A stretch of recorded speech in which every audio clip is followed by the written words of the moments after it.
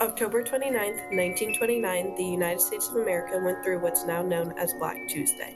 Black Tuesday referred to the day of the Wall Street crash of 1929, or in simple terms, the stock market crash. This marked the beginning of the Great Depression, a more than decade-long struggle to raise the economy in a time of civil unrest and uncertainty.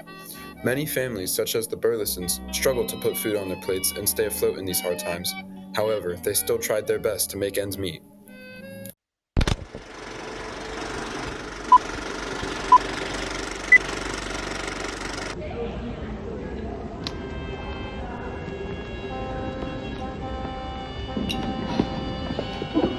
How was your day? Terrible!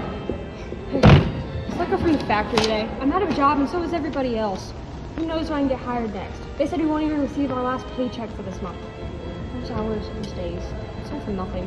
What do you mean you were let go? You've been working there for years, James. Surely they wouldn't fire such a hard But they did, Mary. They said there's overproduction, too many goods, too few buyers. They had to fire our entire department so they can make ends meet for everybody else. Father, does this mean we won't be able to celebrate Christmas or Thanksgiving? No, dear. I'm going to the bank and bringing home our money so we can figure this out. We will figure this out. Yes, we will. Here, Dorothy, take this to the market and see if you can buy any fruits and vegetables. They're easy to preserve for a long time, so we'll be sure to have some food while I look for a job, okay? Hello there. I'd like to make a withdrawal, please. Account name and number? James and Mary Burleson. Number 326759. Miss Burleson, your account is empty. Cannot be. I know for certain that we had... Everyone's been making bank runs all day, which means we must provide them their money. Even if they don't got it in their account because we invested them, and none of your money is insured. And the government says you don't got to make sure your money only stays yours. You should have come here earlier and insured your money, Miss Burleson. I have to pay for your mistakes due to your over-speculation? You overbought margins. Yet my family is going to starve for it and you'll be free of any charges? I'm just doing my job now. Next!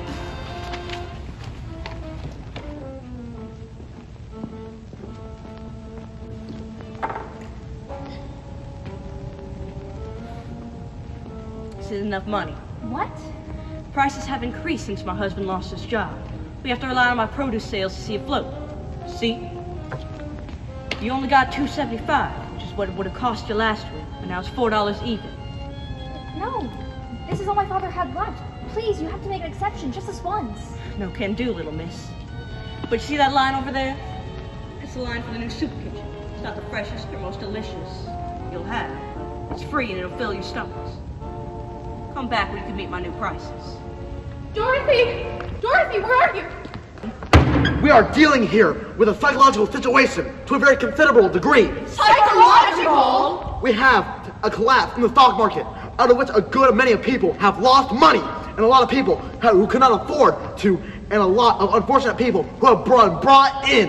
Who are these unfortunate people? The effect which the American mind creates an undue state of alarm because of our national thinking goes back to previous occasions which the events of character had a very considerable bearing across the business situation and the final interpretation of its employment. Sir, the people are growing left reckless because of your inability to intervene. What do they want me to do? They're asking, Deal or no deal? No deal! As you can see, the people were very upset with President Hoover. He lost the 1932 election after receiving only 39.6% of the popular vote and 59 electoral votes, the worst Republican defeat in our nation's history. The U.S. entering World War II is what ended the Great Depression, but over 10% of the total population had already died from diseases or starvation before we entered the war.